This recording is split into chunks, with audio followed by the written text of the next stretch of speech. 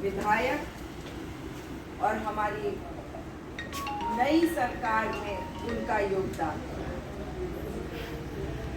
साथ ही Sanjeev Reddy ji PCC president, Shobha Rani ji TPCC उपाध्यक्ष, Sandhya Reddy ji parliamentary spokesperson incharge Bhongir, Sudhakar Goud ji parliamentary incharge Bhongir, professor Venkat Swamy ji national coordinator OBC विभाग, एमए इजाज सिटी प्रेसिडेंट और श्रीमती पद्मा जी डीसीसी महिला प्रेसिडेंट। साथ ही मीडिया मित्रों, नमस्कार।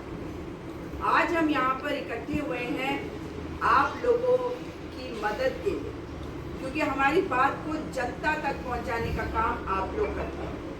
आज बहुत जरूरी है कि तेलंगाना ने जब सरकार देखी है कांग्रेस की, तो आपने गारंटीज देखी है जो धरातल पर उतारी जा रही है। और आप जानते हैं कि कितनी कठिनाई हो रही है, क्योंकि सेंट्रल गवर्नमेंट पैसा नहीं दे रहा है जो तेलंगाना का है।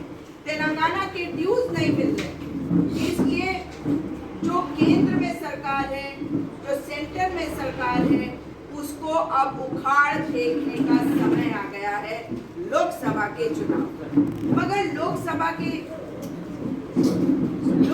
के चुनाव में भी जब हम बात करते हैं कांग्रेस पार्टी की, तो कांग्रेस पार्टी आज किस स्थिति में पहुंचाई जा रही है, उसके द्वारा जो बैठा हुआ है उस कुर्सी पे, जो दिल्ली की कुर्सी है, जो देश की कुर्सी, देश की कुर्सी को अगर कोई मिसयूज करे, उसका दुरुपयोग करे, तो उसके खिलाफ आवाज उठानी जरूरी है। और आज ये प्रेस कॉन्फ्रेंस उसी के बारे में। आप जानते हैं कि एक तरफ है मेरे तेजस्वी और ओजस्वी नेता जो आज के महात्मा है, जो चले थे कन्याकुमारी से कश्मीर तक, मणिपुर से महाराष्ट्र के मुंबई तक 10,000 किलोमीटर पैदल यात्रा, देश को दक्षिण से उत्तर तक, पूर्व से पश्चिम तक। कौन सा ऐसा नेता है, कौन सा ऐसा व्यक्ति पूरे पॉलिटिकल सिस्टम में है जिसने ये कर दिखाया? केवल एक राहुल गांधी। राहुल गांधी आज आवाज उठा रहे हैं इस सरकार के खिलाफ, क्योंकि जनता त्रस्त है और वो बात कर रहे हैं 5 न्याय की।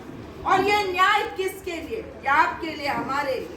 ये न्याय है जनता के लिए, चाहे हम बात करें युवाओं की, नारी की, किसान की, श्रमिक की या भागीदारी। ये न्याय राहुल गांधी देना चाहते हैं देश की जनता को। देश में भागीदारी की जब वो बात करते हैं तो किस तरीके का रिएक्शन आता है, मगर तेलंगाना की जनता इस बात को समझती है। तेलंगाना जानती है कि भागीदारी जरूरी है, और उसी भागीदारी की बात राहुल गांधी जी कर रहे हैं। नारी न्याय की बात कर रहे हैं, नारियों को आगे लाने की बात कर रहे हैं। और युवा, हम तो एक युवा देश है, युवाओं को आगे लाने की बात कर रहे हैं। किसान दिल्ली के बॉर्डर पर बैठा था, उसके रास्ते में कील कांटे लगा दिए गए, उसके रास्ते को रोका गया। हमारे जो श्रमिक हैं, लेबरर्स हैं, उनके कानून ही बदल दिए गए हैं। इसलिए आज जरूरी है कि आवाज उठाई जाए। मगर आज मैं इसके बारे में भी बात नहीं कर रही हूँ। बात करने आई हूँ कि कांग्रेस पार्टी को कैसे कमजोर करने की कोशिश कर रहे हैं नरेंद्र हैं कि ये देश में केवल एक पार्टी रह जाए, एक नेता रह जाए, और वो नेता नरेंद्र मोदी। तभी तो अमृतकाल करते हैं। वो सोचते अमृतकाल बोल दिया तो अमृतपान हो गया और सदा के लिए हम रह गए। ऐसा होता है क्या? आप बताइए, होता है क्या? लेकिन देखिए कि किस तरह से पूरी क्रोनोलॉजी, ये क्रोनोलॉजी शब्द भी इन्हीं के द्वारा बहुत प्रचारित किया गया। क्रोनोलॉजी मैं समझा, इन्होंने हमें कमजोर करने के लिए, और जब देखा कि पूरा ऑपोजिशन यूनाइट हो गया, इंडिया बन गया। तो ये इंडी इंडी करने लग गए और फिर कहने लगे इंडिया। समझ लीजिए कि गाली दे रहे हैं। इंडिया किससे राइम करता है आप खुद ही समझ लीजिए। नॉर्थ इंडिया में वो महिलाओं को गाली देने का तरीका होता है, ये तो देश को गाली दे रहे हैं। इंडिया को कभी इंडिया अलायंस, कभी I.N.D.I.A. ये कोई मुद्दा है? आप बताइए। एनडीए तो कब से, हमने कभी कहा N.D.A. हमने कभी कहा N.D अलायंस? मगर एक चीज तो समझ में आ गई कि इंडिया में से आईज निकाल दो, दोनों आई, तो बनता है एनडीए। तो देश में से आंखें ही तो निकाल रही है एनडीए, और यही कर रही है बीजेपी। मगर राहुल गांधी जी की जैसे ही भारत जोड़ो न्याय यात्रा शुरू हुई, ये जानते थे कि भारत जोड़ो यात्रा का क्या असर हुआ, इन्होंने किस तरीके से परेशान करना शुरू किया। राहुल गांधी जी को मंदिर नहीं जाने दिया, उनको रोका गया असम में। उनके पूरे के पूरे यात्रा के दौरान असम में परेशानी हमने देखी, मगर मणिपुर प्रधानमंत्री नहीं गए, मेरे नेता राहुल गांधी गए। साथ ही जब वो पहुंचे, बिहार जाना था, बिहार और झारखंड में क्या हुआ? बिहार में तो सरकार ही गिरा दी। वहां पे तेजस्वी यादव और आरजेडी और कांग्रेस पार्टी कमजोर करने की कोशिश, ले गए नीतीश बाबू को। झारखंड में सिटिंग चीफ मिनिस्टर को उठाने की तैयारी, उनको ले गए जेल में, उन्होंने इस्तीफा दिया, फिर जेल गए। आपने देखा महाराष्ट्र में क्या हुआ, आज देख रहे हैं कि कैसे कमजोर कर रहे हैं वो हमारी सरकार को हिमाचल में, और कमजोर करने की इनकी कोशिश है।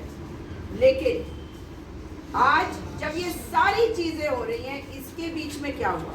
इसमें बीच में हमारे तो अकाउंट्स ही फ्रीज कर दिए गए, हमारे अकाउंट्स फ्रीज कर दिए गए, और हमारे पास पैसा नहीं है। ये जनता को जानने की जरूरत है, क्योंकि हम जनता की लड़ाई लड़ रहे हैं। आज हम जनता के बीच में जा रहे हैं तो हमारे पास पैसे नहीं है, क्योंकि हमारे 11 अकाउंट्स फ्रीज करे गए हैं। 11 अकाउंट्स में 2 यूथ कांग्रेस के अकाउंट है, जिसमें मतलब आप सोचिए कि जो यंगस्टर्स के अकाउंट होते हैं, NSUI है, उनके अकाउंट आप फ्रीज करेंगे। बच्चे तो अपने पॉकेट मनी से अपना भरते हैं मेंबरशिप के लिए, उस मेंबरशिप को भी खा गए मोदी जी, उसको भी रोक दिया।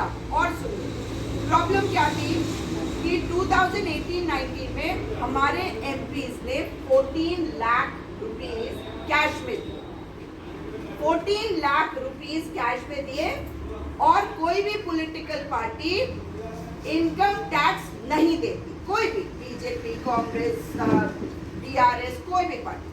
लेकिन हम ITR जमा करते हैं, हमारा इनकम टैक्स रिटर्न।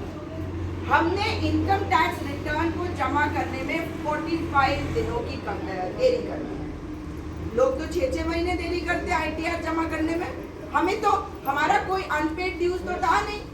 लेकिन इन्होंने क्या किया, इन्होंने हमारे ऊपर पेनल्टी इम्पोज कर दी, और पेनल्टी भी कितनी, 14 लाख।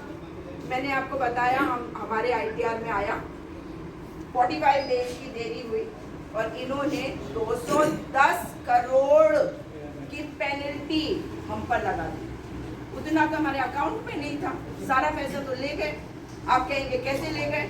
इन्होंने लोगों को, अपने इनकम टैक्स के लोगों को बैंक में भेजा, और उन्होंने पैसा ट्रांसफर करा दिया। कर दो ट्रांसफर इसको अभी गवर्नमेंट को। कौन सा तरीका आप बताइए? हमारे ऊपर 106% की पेनल्टी लगी है, 0.07 की लायबिलिटी और पेनल्टी 106% की। अगर ये सही है तो बताइए, हम लोकतंत्र की लड़ाई लड़ रहे हैं, लोगों के लिए लड़ रहे हैं। लेकिन जब हम लोगों के लिए लड़ रहे हैं और हमारे अकाउंट फ्रीज हो जाएंगे, तो हम कैसे चुनाव में तैयारी करेंगे? हमारे पास पैसे नहीं है, हम अपने स्टाफ को पैसे कैसे देंगे? हम अपने लीडर्स के प्रोग्राम्स कैसे ऑर्गेनाइज करेंगे? हम अपने लोगों को कैसे भेजेंगे अलग अलग हिस्सों में? मैं उत्तराखंड से आती हूँ, और हमारे सारे नेता, आप जानते हैं पिछली बार भी आपने बहुत सारे हमारे नेताओं को यहाँ देखा। हम ग्राउंड पे रह के काम करना चाहते हैं, और मोदी सरकार हमें रोक रही है।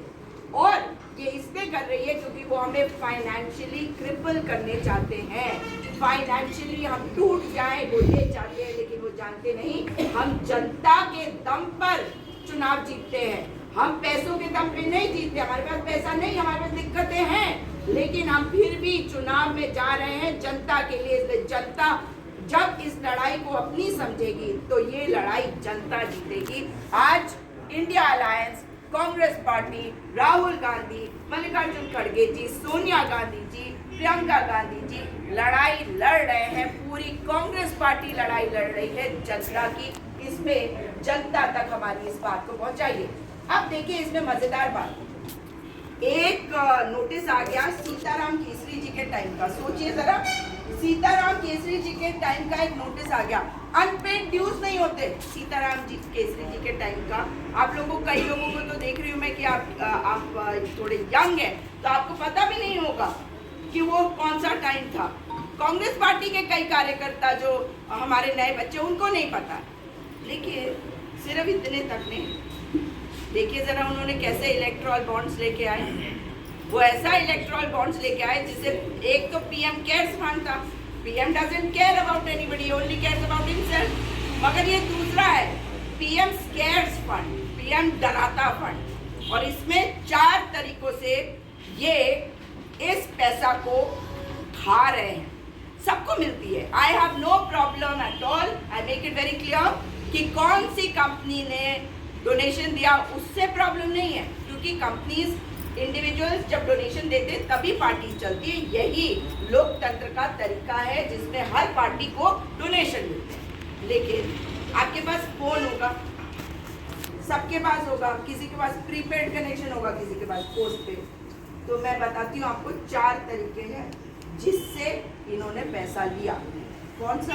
प्रीपेड, चंदा दो धंधा लो, चंदा दो और धंधा लो, ये है प्रीपेड कनेक्शन। दूसरा कौन सा है? दूसरा है पोस्ट पेड कनेक्शन। उसमें क्या है? उसमें है ठेका लो और घूस दो। ठेका लो, बाद में रिश्वत दो। मैं काम दे रहा हूँ, रिश्वत दे देना। तीसरा तरीका, वो आपने सुना है ना, वो कौन सा होता है? अन्ना क्या? हाँ, अन्ना वसूली, हफ्ता वसूली। वो एक्सटॉर्शन, मतलब ईडी को भेजो, इनकम टैक्स को भेजो, सीबीआई को भेजो, डराओ, और जिसके पास पैसा है उससे पैसा लो। आपने अभी सुना है ना कि वो दिल्ली में अरविंद केजरीवाल जी को अरेस्ट किया, सिटिंग चीफ मिनिस्टर को। उसमें भी औरोबिंदो फार्मा आया। जब उनको जेल में डाला तब उसके बाद उन्होंने पैसा दिया ना। तो यानी कि आप कर रहे हैं एक्सटॉर्शन। और बता दो, चौथा भी है, फर्जी कंपनी बनाओ, शेल कंपनी, जिसका कुछ नहीं पता। बोगस बोर्ड्स के बारे में बहुत होता है, बोगस कंपनीज के बारे में। ये बोगस कंपनी बनाओ और पैसा हजम कर जाओ। और उन्होंने कहा सुप्रीम कोर्ट को नहीं बताना इसमें। एसबीआई कह रहा, एसबीआई को क्या प्रॉब्लम? जो काम एक प्रोग्रामिंग से 5 सेकंड में हो जाता, मैचिंग वो नहीं कर रहे। 2 लिस्ट आप देखिए। मैं आपको आखिरी बात बता के अपनी बात को खत्म करूंगी। हफ्ता वसूली कैसे करी? वही अन्ना टैक्स कैसे लिया इन्होंने? 41 ग्रुप्स का मतलब है एक ग्रुप में कई कंपनीज है। 41 ग्रुप से इन्होंने लिया 2592 करोड़ रुपीस। ये गया बीजेपी के अकाउंट में। और जब इसमें तो आपने डराने का काम करना, अन्ना वसूली। जब ईडी गई, सीबीआई गई, आईटी गई, तो कितना पैसा दिया ये कंपनीज?